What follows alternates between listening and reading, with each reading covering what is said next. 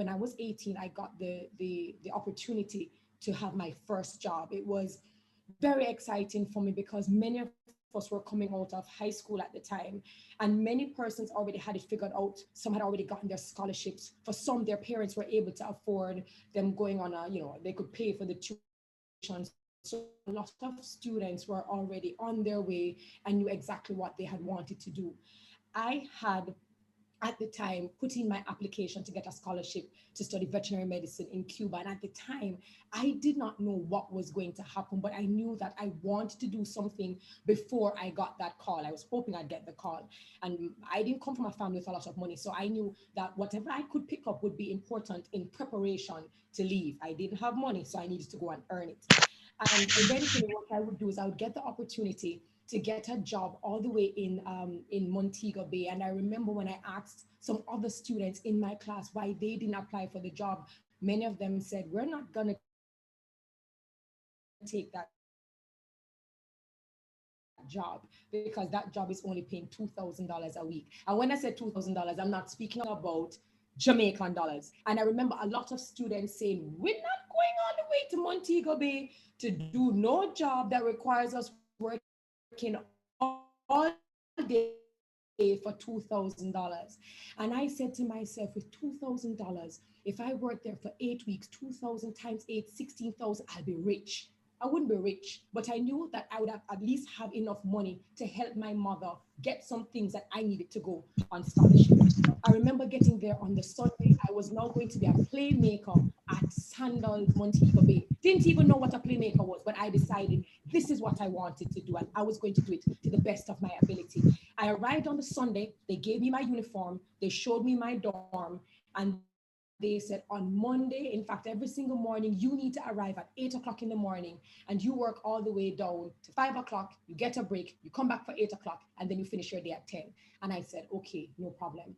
I went into my very first meeting on the Monday, and I met my entertainment manager, who said, "Terri-Karelle, welcome to the crew. What you'll be doing is understanding every single person who is a playmaker for the week. And after the first week is done, you are on your own." I said, no problem. And from the Monday to the Sunday, that is what I did. I understood it, every single playmaker, trying to understand the rules of engagement at this property. The next Monday would come and we had our group meeting. And my entertainment manager says to me, "Congratulations, Terry. You are the employee of the week." And I felt so good because I'd never been employee of anything. So I said, "Well, thank you." And he said, "Well, I hope you know that you're not just employee of the week within the Playmakers. You're actually employee of the week for the entire property." We're talking about the largest property that Sandals actually owned at the time. And I couldn't understand it. All of the Playmakers looked around at me and they said, "But you're new. Like, how did you do that? How did you become employee of the week while you were understudying us? While you still haven't even figured out how things run around here?" I was there for 8 weeks, and it was the 7 of the 8 weeks that I actually was employee of the week of the entire property. To the point where the general manager calls me up and he says, "Hey, I've been seeing your name pop up on my reports every single week." And I started asking who you were, only to find out that you were just a summer employee. And he said, "Do you have any interest in working in the hospitality industry?" And I told him, "No, I'm not interested. Actually, I'm waiting for a scholarship. I'm waiting for them to tell me that I've gotten it, and then I'm going to Cuba to study veterinary medicine." And he said, "Well, you can always defer your scholarship, but I'm here to offer you a job." And I said, "A job?" And he said, "Yes, I think you've proven that you are worthy and you have material more than that of a summer camper." And I said, "Thank you so very much for your kind offer, but no, I'm gonna stick to my role." And the very last thing that I did before I actually got the scholarship, before I got word that I got the scholarship, I was passing one day and I heard a commotion coming from a room. And so I stopped and I knocked on the door and I asked if I could assist in any way. And I saw a bride to be crying tears. She wanted to go home. She didn't want to stay in Jamaica. She just arrived. They gave her the wrong room. Everything was just a mess. She didn't want to get married anymore. And this was the worst experience ever. And I remember turning to her in the capacity of a summer worker. And I turned to her and I said, "Don't worry about it. What is it that you need?" And she said, well, I had told them I was coming to Jamaica to get married, and I thought I would get the ocean view, and this is not the ocean view. And now everything is ruined. And I told her, wait right here. Do not unpack. Tell your party not to unpack. Give me a second. Let me go and check out what I need to do at the receptionist. And I will come back and I will let you know if we have anything updated. When I left the room, I literally had a conversation with myself and I said, Terri-Karelle, what are you doing? You are a summer worker. You're only here as a playmaker. Now you are taking up business that you do not belong in. But I went to the receptionist. I explained to her what had happened. I said, can we do anything? Can we get them to a better room, an ocean view? Because at the end of the day, it will look good on the brand that is Sandals. It will look good on brand Jamaica. They got it.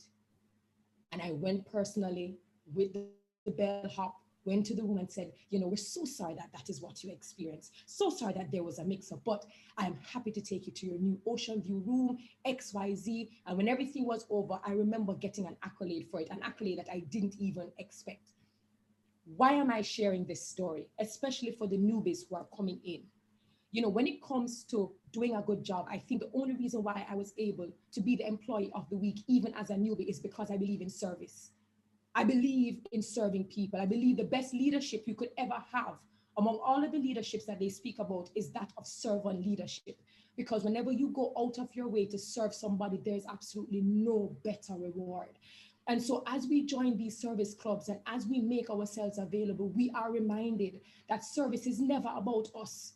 We have to check our ego at the door. It is not about how people will see us and how people will see us, and if we will be in the newspaper or we'll be in the biggest part of the photo op, or that we would be the one who everyone sees in the video. That does not matter, because it's never really about us. We're always asking the right questions. How can we make you better? How can we help you go further? Do you have an objective that I, within my power, can assist you with? Even if I can't do it personally, let me get the right people. And this is why service clubs like Kiwanis are so important. And I congratulate and I commend persons who are coming in, because this is what you are required to do. This is not about ego. And you have a lot of people who join service clubs and who sign up to be on committees. And when it comes to the hard work, networking, getting the fundraising, selling the tickets, organizing, getting the people together, you cannot find them. They disappear. They ghost you. But on the day of the execution, they show up and they're taking photos and they're in the newsletters. No, that is not how service go. It is not a talk shop. You actually have to walk the walk. And that is what we are reminded of. You truly cannot serve if you are not doing it from a truly sincere and authentic place. You do things understanding that people may not even know that you are involved. You do it without getting a pat on the back. You do it understanding that you may never be known. You will never get an accolade. You'll never get a plaque. And it does not matter, because that is not why you are doing it. And so we are reminded as we take on the role of service that it requires us committing to ourselves and committing to our communities, that we will constantly serve regardless of what is happening around us. Pandemic, lost one, we lost loved ones. We lost jobs. People took salary cuts. People were furloughed. And the people who suffered the most were the persons who were in vulnerable communities. It takes a bigger type of person who within their own crisis can still turn around and serve another person in our community. And that is what Kiwanis is all about. And that is what we encourage you to absolutely do. Something else that we have to do as service clubs is that we realize in this world that we do not live in black and white. We live in the gray area. We will have to work with people who do not look like us, sound like us, dress like us, act like us. We will have to work with, work for, and serve people who have different belief systems and different kinds of lifestyles. And for many of us, it is a very hard thing to do, because we have our conscious and our unconscious biases that tell us we serve some people. We would prefer to serve the people who look like us and who are like us. And what service, real, true, authentic, sincere service requires us to do is to step outside of our own biases, to step outside of any discrimination that we might actually hold in our heart, and understand that we are called to help people who actually don't look like us, don't sound like us, don't act like us, and did not necessarily come from the same backgrounds. We realize more that as a service person or somebody who is here to serve, you will not care about someone's lifestyle or someone's orientation. All you will ask is, how can I help you get further? And that is something that is very important. And it's okay. It doesn't happen overnight. It happens with a deeper exchange, deeper knowledge, and deeper exposure. But you have to let yourself say, I am open to do that. You know what I mean? And so that is a part of service. And certainly, what I will say is, it is your responsibility to speak out, regardless of whether you are a newbie. You challenge the status quo. If you think that there is something, that there is a gap that needs to be filled, you speak out about it. If there are issues that are not being dealt with, whether you are a newbie or whether you are a veteran, it is your responsibility to say, I have a challenge. I have something to offer.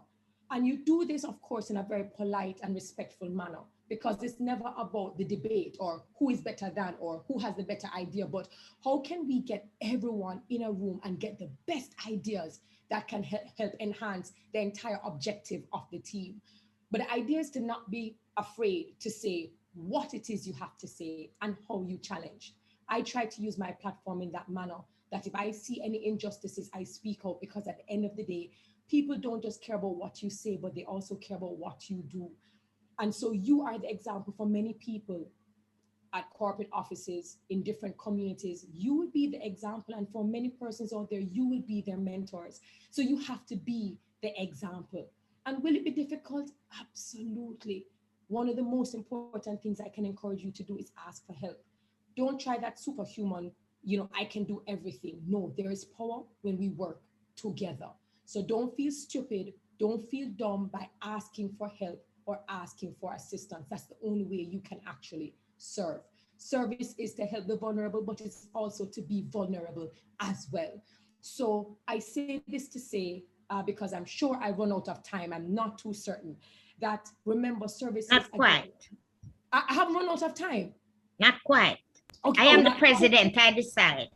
You decide. Okay, Yes. thank you so very much. So again, what I really want us to do is to focus on how we can develop as ourselves. What more can we do for ourselves? Because when we improve our capacity, then we can serve more. But the reason Amen. why I told you to ask is because you can't pour from an empty cup.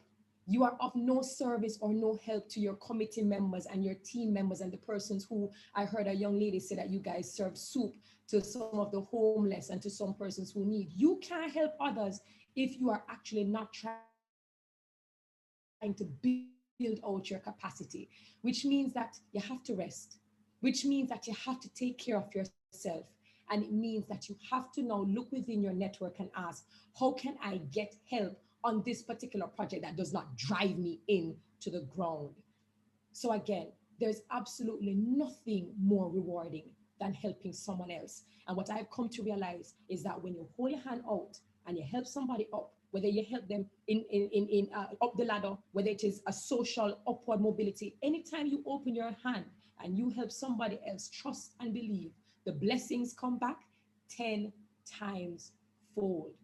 And if you're not doing this because you really want to do this, if this is just a career builder or a box to check off or something to put on your resume or something that you think will help you look better, but you're truly not in it with your heart, it will not be sustainable. You will not be here for the long run. You will not be here for the marathon. Eventually, you will fade. You will fade all the way to the back. So make sure that you're joining for the right reason. Make sure that you're always refilling your cup, and make sure that you surround yourself with people who will continue to light your fire and encourage you to continue serving. If there's anybody in your circle who say, "Why you do that for?" maybe they're not the ones for you. So again, to the inductees, thank you so very much for 25 years and more. Thank you so very much for giving up your time for recruiting and for creating spaces for other persons to come in and to grow and to learn and to be their own leaders. We salute the inductees. And for the newbies, don't be intimidated. You have a lot to offer because you are 1 in 7 billion people, and there's nobody in this club who thinks like you and has been through the things that you have been through. So don't underestimate your knowledge or the things that you can bring to the table. table to enhance everyone else within the club. So with that, I thank Caroline so very much for having me. The last time I saw her, she spoke about her Kiwanis club. She spoke about the things that you guys definitely want to do. And I'm so happy that even in this pandemic and in this crisis, we can still connect together and we can still help each other and we can still build stronger. So again, all the best to the newbies. Salute to the inductees. Thank you so very much for those of you who've been very kind in the chat. And to President Lydia, thank you very much for your kind attention and for allowing me a little bit more time. Thank you, Dr. Karelle Reid. You know, I was principal at Duane Park Primary. Yes, you came to our Miss Duane Park. I did. See, that's where I know you're from. I did. And it's funny because in my time as Miss Jamaica World in 2005, a woman said to me, she didn't understand why every little, she had called it tiki at the time. All these little tiki schools I always see her at. And I remember it being a disparaging comment that she made. And I said, it's because I'm here to serve. And I'm not here to serve people who are accustomed to being served. I'm here to serve the students and the children and the community members in areas that are underserved, who don't get a chance to see Miss Jamaicas, who don't get a chance to see public figures, who are always treated as if they do not matter. I said it is important for me to serve them. And by showing up and giving off my time, I serve them. And I remember Jahini Park Primary. Right. I remember, so thank you. We appreciated it. And so I appreciate you coming to our club this evening to speak from the heart. And if you notice that the chats, in the chat, what they're putting there, I mean, everybody just love you all. So it is, I want to thank you very much, but I am not the one who is going to be doing the vote of thanks. So I call on Kiwanis and Sandals. Any questions, President, even too? Oh, I am so sorry, LGD, Caroline. Any questions? Or Dr. Terri-Karelle, wonderful, awesome, love you. I wonder how I get you to join my club. Between me, Keisha, and Nicolette, I wonder if we can plan something. I think Keisha has been trying. Yeah, I think Keisha has been dropping hints over the years. Keisha has known me the longest, I think, of all Kiwanians. Keisha has known me the absolute longest. And so we are inviting you to become a member of this Kiwanis Club of Eastern St. Andrew. Thank you. We would appreciate you coming to us. Thank you. The sooner the better. A word with Caroline. Yeah, I heard the president say it's extremely important to attend meetings. Yes. Caroline and Nicolette are very aware of my itinerary, but I will certainly get back to you guys on that one. Appreciate that. At least you're thinking about it. Thank you. Any other question? Everybody being shy? Is that what's going on? No. Are you hearing me? I have a well, it's not a question, but a little sentiment. Good evening, everyone. VP Christopher Gibbon here from GC Foster College. And I was just here looking through some photographs and I saw a notification that came in my group because I was on a Jane meeting as well. And I saw one of my teammates say, hey, Terri-Karelle dropping some gems. And I'm like, what? You know, and I jumped over same time. So just wanted to say, Terri-Karelle, that Dr. Terri-Karelle, that, you know, I've been to a session once where you were the guest speaker at the Betting Games and Lotteries Commission award ceremony, and you spoke about not playing small, you know.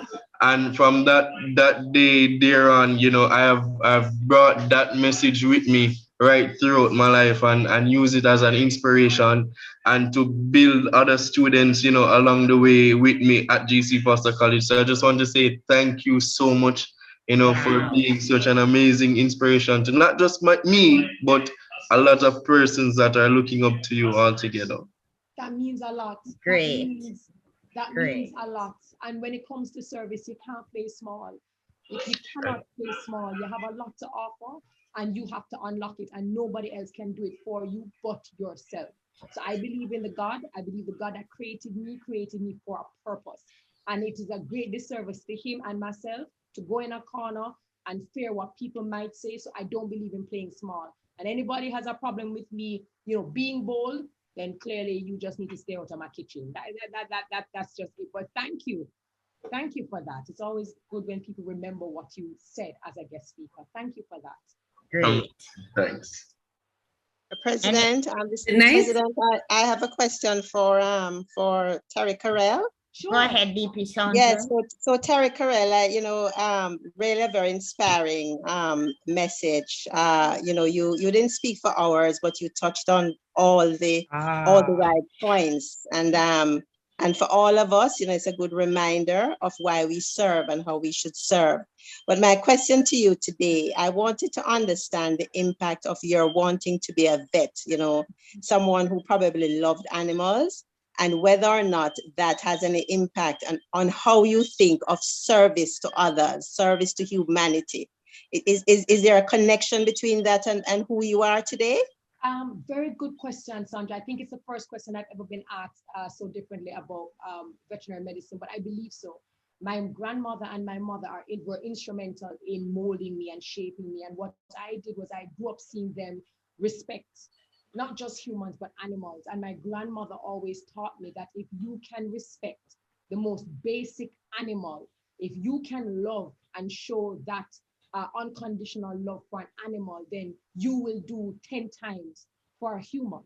You know what I mean? And so because of that, they allowed me to take care of animals. They allowed me to bring in stray animals. I saw them take up stray animals in an attempt to, nurse them back to health. And I honestly think that because I was raised in that level or that kind of environment where I was just taught to serve those who are not in a position to serve themselves. My grandmother taught me while I was in prep school, if someone has a soft voice or no voice, you must stand up and be that voice, which is why they called me a village lawyer when I was in prep school all the way to high school. She always drilled in me that it is my responsibility if I'm in a position or if I have a platform to see change or be the change, I am to do it.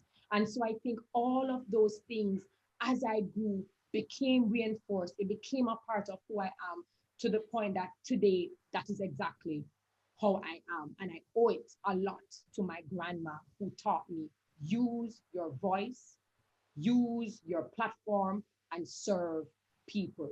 It don't matter if them tell you thank you or not, serve people and keep it going. And you never stop until, well, God calls you home. And I think that really helped me to become this woman who you see today. So even though I am not practicing veterinary medicine, I still carry that thinking in everything that I do, in every aspect, in every industry that I may go into. Thank you so much for your response and every blessing, Terri-Karelle. Great question. Great question. Good afternoon. Well, good night, everyone. Sorry. Nicolette Williams here, a new member. I just have to say something. I was moved by your message, Terri, and thank you so much for that, because oftentimes we keep going, but we just need a reminder, our purpose, why we're here. We're here to serve.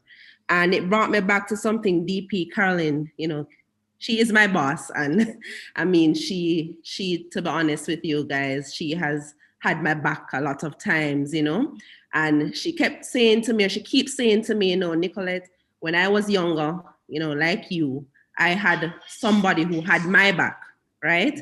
And, she basically, just told me that she is here to have the young people's backs. And I think that is so important. And that's why I'm here as well. Because, I've gone through so much as a young girl, and I want to be there for someone who needs a little hand, who needs a voice, who needs an ear, anything. I'm here, anything that you want, any advice, I'm here to help, because it's really a lonely world out there, and it's a dangerous world. It is very heartbreaking out there. And sometimes we just need someone to just, lead us, to just give us, the truth, to tell us the truth, because to be honest with your parents, most times won't, So I'm here to serve, and I'm happy that I'm a part of this group, of women, wonderful women, and I'm looking forward to great things. Thanks, Terri. Welcome. And Nicolette, what you actually reminded us is that we can we can challenge the narrative, which is that women don't support women. We hear it all the time, everywhere, every space, every corner. And yet still, when I think about the women who have helped me, who have opened doors for me, who have opened windows for me, who have dropped my name in rooms that I am not even physically in, I can say that women have been instrumental in my personal development, in my journey, and in my growth. And what you did was very important because you helped to reinforce the new narrative, which is that we do help each other and we do it proudly. And it's very nice when you can actually shout out and acknowledge the woman who has helped you, and you can now say you want to do the same. I think that is absolutely amazing, and we will continue to do so. We lose nothing by helping another woman to get where she wants to get. We lose nothing.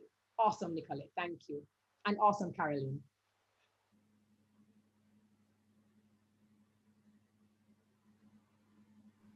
Any other question, comment? Just to say we need to bring her back when we can have her, just her alone. Yes, just rapping with us. I Just don't have rapping a with us. question, but I love you so, so, so much, Terri-Karelle.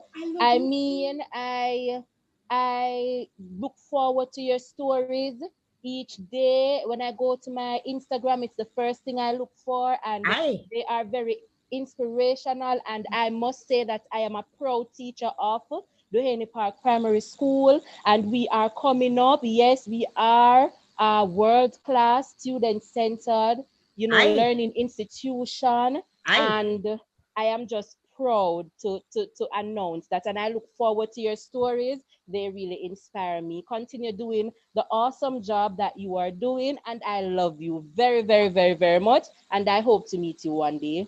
I love you too, Kadeem.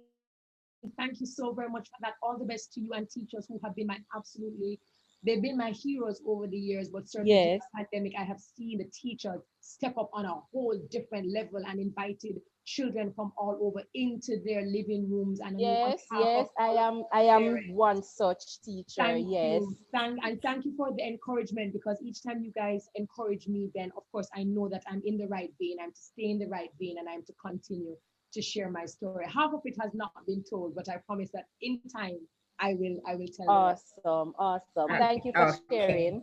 Thank you.